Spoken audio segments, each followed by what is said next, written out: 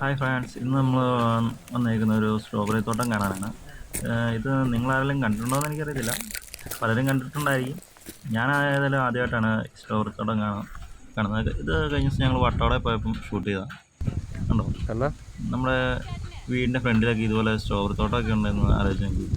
ഇവർ വീടിൻ്റെ ഫ്രണ്ടിലേക്ക് വഴിയോ ഒന്നുമില്ലാത്തൊരു ആൾക്കാരാണ്.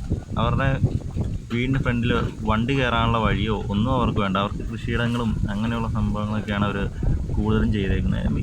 ഈ വീട് മാത്രമല്ല കേട്ടോ, എൻ്റെ അടുത്തുള്ള പല വീടുകളിലും ഇങ്ങനെ ചെയ്തേക്കുന്നത്. അവർക്ക് നടപ്പുവഴി മാത്രമേ ഉള്ളൂ, വണ്ടി വരാനുള്ള വഴിയോ ഒന്നുമില്ല.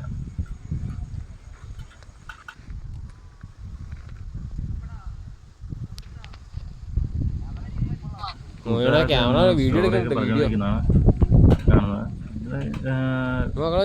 600 രൂപ ആണ് കിലോയ്ക്ക്. ഞങ്ങളേതായാലും കുറച്ച് സ്ട്രോബെറി അവിടെ നിന്ന് മേടിച്ചു. പിന്നെ അതുകൂടാതെ കുറച്ച് വൈനും അങ്ങനെയൊക്കെ അവർ സെപ്പറേറ്റ് ഞങ്ങൾക്ക് തന്നു. അതായത് നല്ല ടേസ്റ്റായിരുന്നു കേട്ടോ. സൂര്യകാന്തിയൊക്കെ ഉണ്ടോ, നല്ല മുഴുത്ത സൂര്യകാന്തികളായിരുന്നു എല്ലാം. ഒരു വീക്കും കൂടെ കഴിയാൻ നേരത്തെ പറിക്കാനുള്ള ഇതാവുമെന്നാണ് അവർ പറഞ്ഞത്. ഏതായാലും നല്ല രസമാണ് കാണാൻ. ഒരു വീടിൻ്റെ ഫ്രണ്ടിൽ ഇത്രയും വലിയൊരു തോട്ടം ഉണ്ടെന്ന് പറഞ്ഞാൽ നിങ്ങളാരെങ്കിലും സമ്മതിക്കുമോ? എന്ത് രസമാണ്. നല്ല കാലാവസ്ഥയാണോ. വെയിലുണ്ടെങ്കിൽ പോലും അത്ര ചൂടൊന്നുമില്ല, നല്ല കാറ്റുമുണ്ട്. ഇത് കണ്ടില്ലേ, സ്ട്രോബെറി ഉണ്ടോ നല്ല.